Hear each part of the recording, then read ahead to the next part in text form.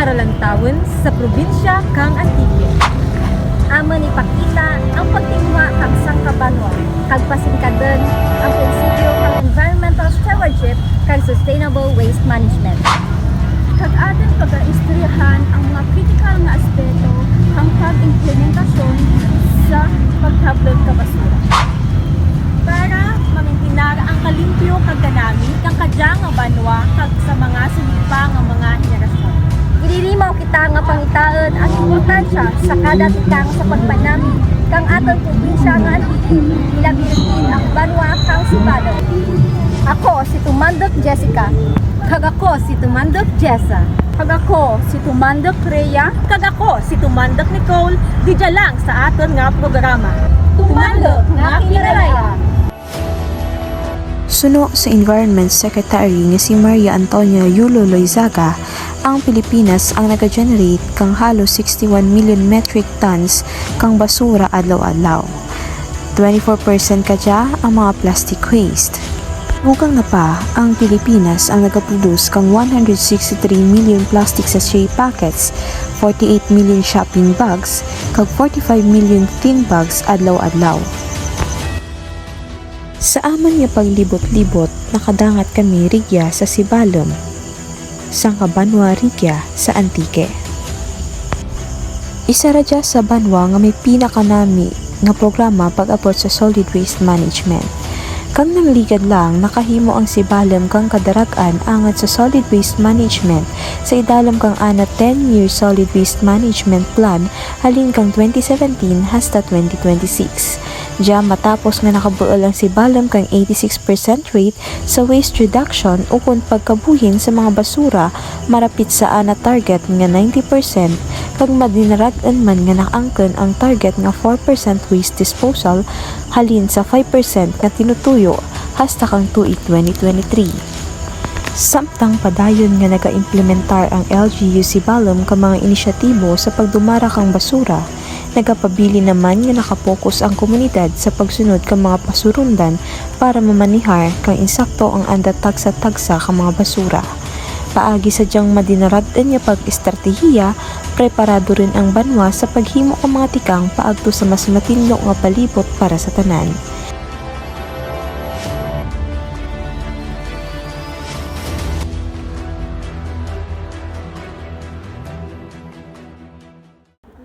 I'm April Rose Alojado. I'm an information assistant of MENRO, yung SEPA unit, which is the Community Educator and Public Awareness.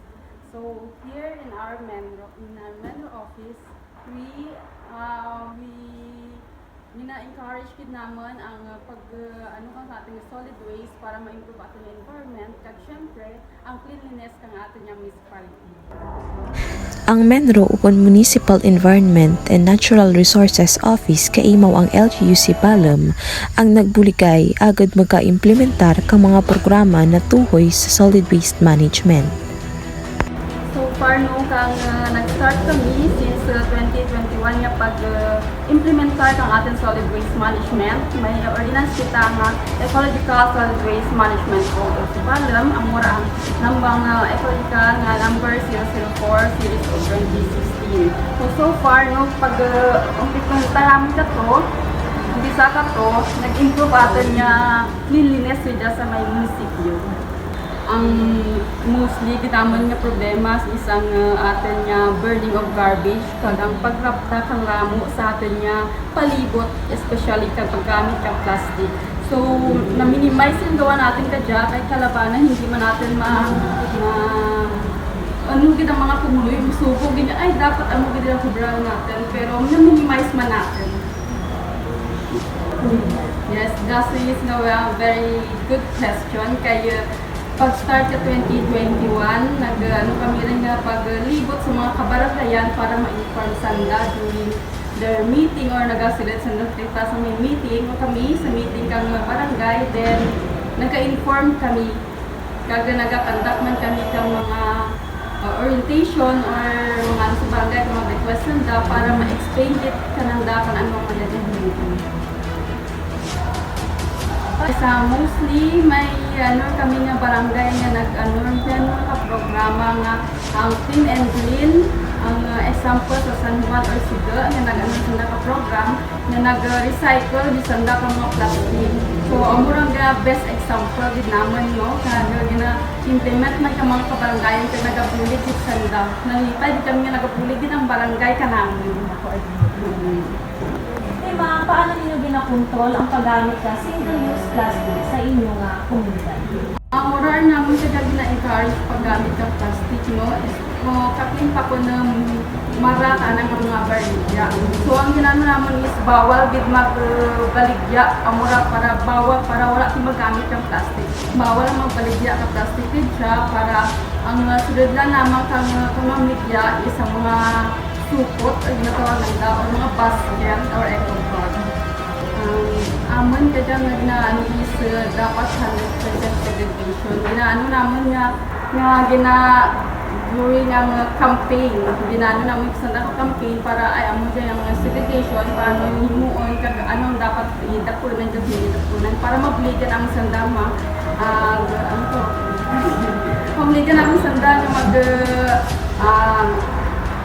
mag-ubra or pang ordinance natin. So far, kung ang mga barangay, kung may mga MRF sanda, na-requirement namin na kung pwede, mabligan kami sa mga barangay officials na puno na nga mga basura pagdaroon sa MRF. Ito na ipulan ka amin na collector. Kaya ang aming collector, ang sa nagadulot, nagalinda sa sirkulasyon, kaya hindi rin matatupan kang amin nga collector garbage truck na libuton ka ng tanan niya atong barangay. Kaya ang si Balo may dyan kita na 76 barangay. So, kung ating truck hindi igawa malibot din tanan-tanan. So, gina-implementa naman ang nagadunot nga nalibot din sa poblasyon. Pero ang wala nagadunot, same tala sa poblasyon kag may schedule ang tanan ng barangay. Ang jangalihok ang ginpatuman agud malabot nanda ang zero waste management sa Banwa. Bangod sa pagbuligay kang Menro si Balom kag LGU si Balom nangin mahulas para kananda ang magpatuman kang mga programa na tuhoy sa waste management. Pero sa likod ka mga manami nga programa na tuhoy sa dya, may mga taho gid nga wara pagsunod kag dya padayon nga nagatablag ang anda basura sa hindi insyakto nga buritangan. Kag dya amuman ang isa ka problema nga ginatubang kang Menro si Balom kag LGU si Balom. Ikaw, ano ang sarang mahimo mo para sa kalimpyo kang imo Banwa? Mga tumandok nga kinaraya. Sang katumandok nga kinaraya, sa Banwa nga malimpyo, disiplina ang unaha. Limpyo nga kalibutan para sa mayad nga kaaraydan. Insakto nga pagtablag kang basura, ugalia. Maghiringog yun kita sa mga responsable nga kasimanwa. Kay kita, isara ka. Tumandok nga kinaraya.